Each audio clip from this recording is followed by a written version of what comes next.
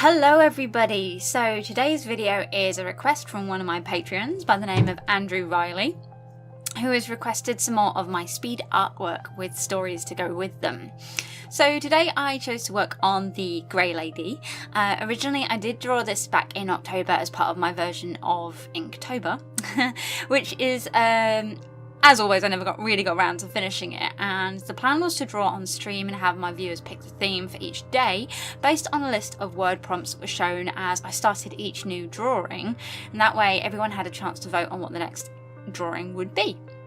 I'm planning on doing this kind of thing again in the coming new year, as it was really fun and a collaborative way to do art challenges, which is something I really enjoyed. So if that's something that you think you'd be interested in, then please follow my Twitch channel on the link down below, and hopefully I will see you in one of my next streams.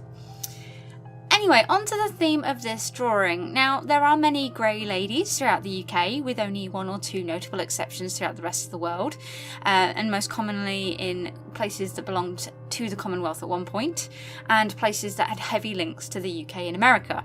Make of that what you will, but I think it's a pretty damning social commentary, but that's not what this video is about.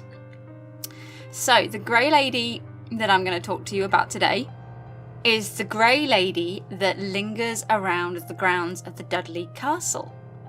Her name was Dorothy Beaumont, and she once lived at the castle and died there at the time of the siege during Civil War in the UK of 1646. She was married to the second in command of the royalists that occupied Dudley Castle, and they had a son, but he died only months after birth. Dorothy was maddened with grief and had become convinced that she had put the child down somewhere in the castle grounds, and all she had to do was find the spot, and there she would find her child.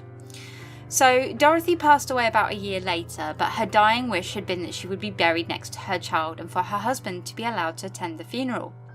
Her wish was not granted, for the castle was under siege by the parliamentarians, and they had torn down the church where Dorothy's child was laid to rest, and her husband was not permitted to attend for fear of assassination. So as one of his men had shot an enemy soldier under a banner of truce.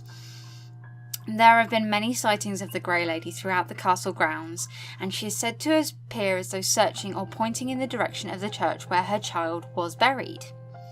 The most well-known sighting was when a tour guide had paid an actress to portray the Grey Lady during a tour. Before the tour had started, the actress was told her cue, and at that point she would walk out and down some steps. During the tour, the confused tourist had pointed out to the tour guide that there were two ladies walking down the steps. Just to stop this video getting pretty short, I want to give you a second Grey Lady story, this time coming from Willard Library in the USA. Willard Library has been serving the community since 1885, but its collection of books is not the only reason that visitors go to the building. They also flock to the library to meet the friendly ghost, also known as the Grey Lady.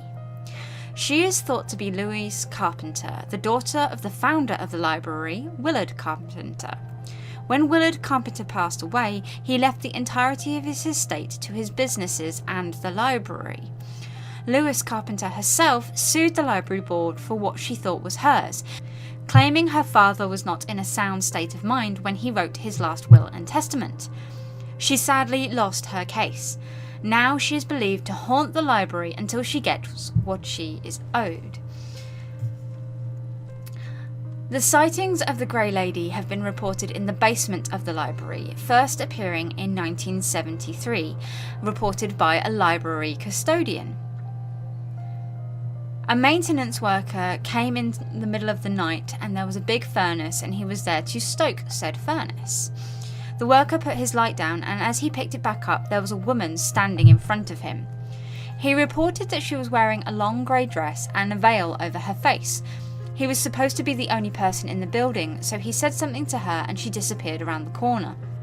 This custodian is the only known library employee to have quit because of the Grey Lady. However, she is known to haunt specific rooms and spots within the library.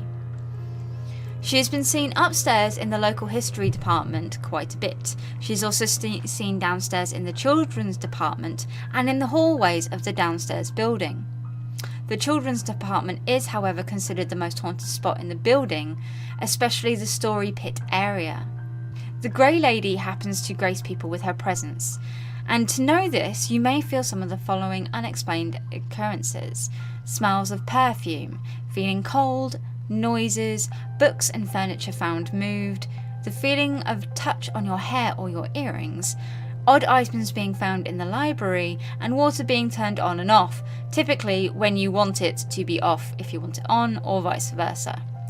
So I hope this has been a very informative short video and that you have enjoyed the art about Grey Lady ghosts. And I hope that this does persuade you to look into Grey Ladies, as there are many more stories about these very interesting ghosts. But most of them do come with tragic backstories, so be aware if you want a bit of a cry. So, as always, I do hope you've enjoyed this video. I will see you next time. Take care, have fun, and goodbye everybody.